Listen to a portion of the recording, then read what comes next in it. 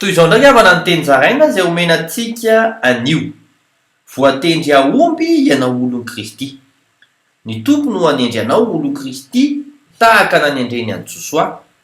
Araka ny voasoratra ao amin'ny Nomery 7:20 amin'ny anaran'i Jesosy hoe: "Aho Jehovah tamin'i Mosesy, alao anao Josoa zanaky Nona, lehilahy izay manam-panahy ka ametraho ny tananao izy."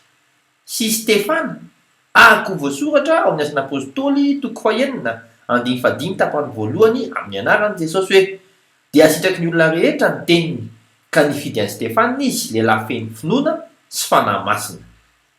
Andray tso-drano lehibe ianao. Araka ny voasoratra ao amin'ny Nomery 7:20 amin'ny anaran'i Jesosy hoe: "Dia anomezo azy ny voninahitrao mba hinon'ny fiangonana dia ny zanak'Israely rehetra azy." Sady aomby amin'ny asa. Araka ny ao amin'ny Asan'ny Apôstôly 2:9 amin'ny anaran'i Jesosy hoe: "Ary Stefana feno fahasoavana sy hery dia nanao fahagagana sy famantarana lehibe teo amin'ny vahoaka.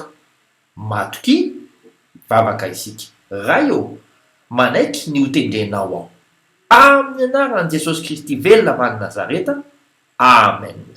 Mandra-piaona tompoko.